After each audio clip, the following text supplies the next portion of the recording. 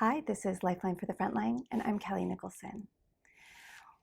We all know, as first responders and family of first responders, the impact that occupational stress injuries like PTSD can have on the first responder. But what we don't talk a lot about is the secondary impact that those occupational stress injuries can have on our children. Today, I'm talking about the impact of occupational stress injury on our families and our children. Stay tuned.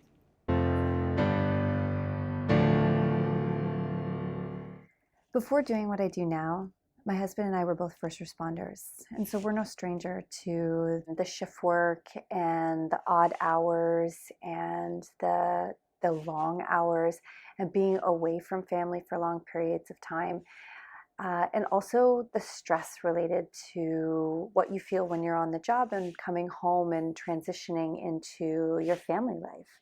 Because I left policing in December of 2019, I understand what it was like to be a first responder, but I also understand what it's like to be a family member of a first responder. And I think since I left, it's become a lot more obvious of the impact that that has on our family than it did when I was in it. So the National Child Traumatic Stress Network has come up with this survival guide. It was originally done for specifically for challenges of EMS families, but it's a very broad sort of example of some of the regular or specific challenges that families of first responders face.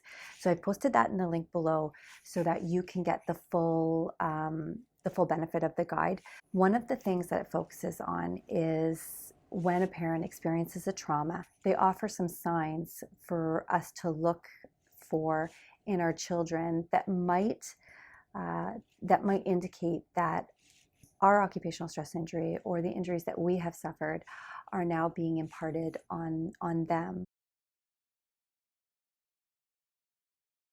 Some of those examples are nightmares, loss of appetite or changes in their appetite, clingy behavior, social or school avoidance, and somatic complaints, so tummy aches and headaches and complaints about feeling unwell when there's no real identifiable reason for not feeling well.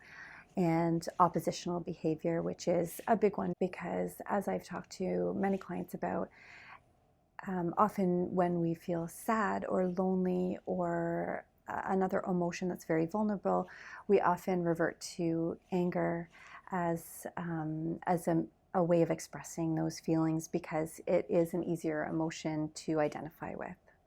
At our house, we use this term called sad mad, and we actually got it from a movie called Home, where the main character is upset about losing her mother, but she behaves very angrily. And later, she identifies that she was actually sad about her mother, and that's why she behaved that way. And they playfully sort of identify it as being sad mad.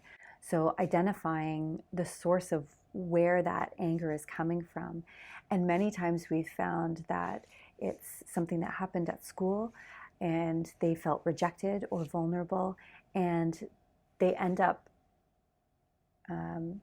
expressing it as anger, again, because it's an easier emotion and more socially acceptable emotion many times than being vulnerable or feeling lonely.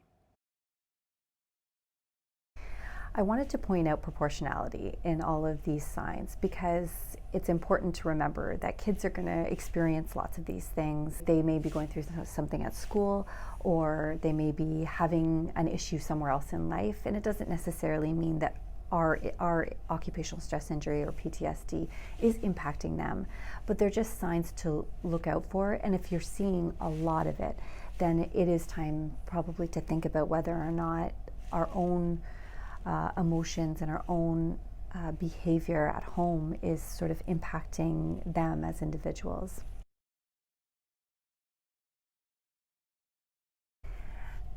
Now, if you bear with me for a second, I'm going to talk about feelings. And I know for most first responders, when you mention feelings, automatically I can almost hear the lights go out. And even in myself, I've seen it in myself, and I've seen it in my husband. And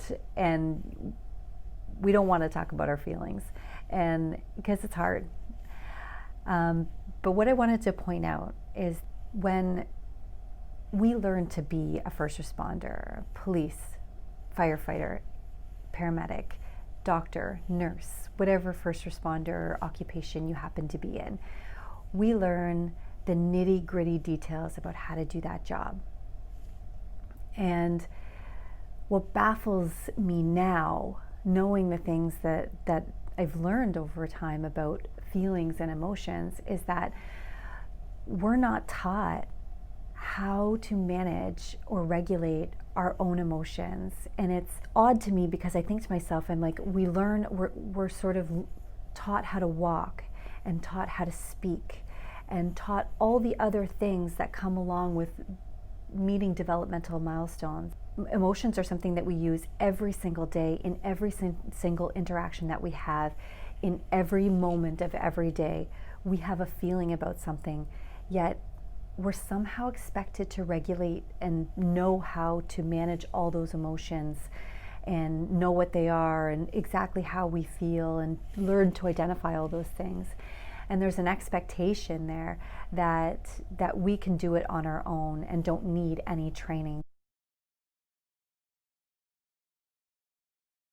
Children are often seen as blank slates, and we have an opportunity when they're blank slates to teach them how to manage and regulate their own emotions. At the Yale Center for Emotional Intelligence, they have this amazing social and emotional learning program that helps children to understand their own feelings. In this program, they use a method called the ruler method, and it's an acronym. So the first one is recognizing. Recognizing emotions in ourselves and in others is really important, because if we can identify that we are actually feeling sad or mad or have a feeling about something, then we're a long way from being able to regulate any of our behaviors down the line. And also identifying in others, because let's face it, that creates empathy. We are able to understand that other people have feelings too. The second one is understanding. Understanding the causes and consequences of our emotions. Next is labeling. I watched a podcast with Brene Brown and Mark Brackett, who is one of the co-founders of the Yale Center for Emotional Intelligence. And one of the things that they brought up in the podcast was how difficult it is for us to actually label a real feeling. When someone is behaving aggressively, we automatically assume that they're angry, but we don't necessarily assume that they are sad. We really have to flesh out what the feeling is in order to be able to address it. The E in ruler is expressing. Learning how to express our emotions appropriately is something that we all struggle with. I've struggled with it. I know other people have struggled with it. Some of the methods that are used at this Yale Center for Emotional Intelligence can give parents an idea of how to help their children to express their emotions in an appropriate way. The last letter in the ruler method is R for regulating. Not only learning how to express that emotion, but also learning how to regulate it within ourselves. So to not go from 0 to 100 and to blow our top as soon as we feel betrayed, because we don't know how to manage being rejected or being vulnerable or feeling sad.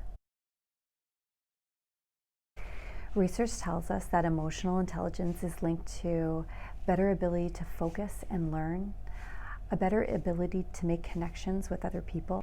It's linked to leadership, reduced rates of anxiety and depression, and a self-reported overall better quality of life. We have to be aware that our own emotions and our own injuries are impacting the way that our children are developing, the way that they perceive us, and the way that they perceive themselves. Having an occupational stress injury is hard enough. Let's give our kids the tools and the strategies to be able to navigate their emotions so that we don't have to worry about how our behavior is impacting them. This is Lifeline for the Frontline, and I'm Kelly Nicholson. Thanks for watching.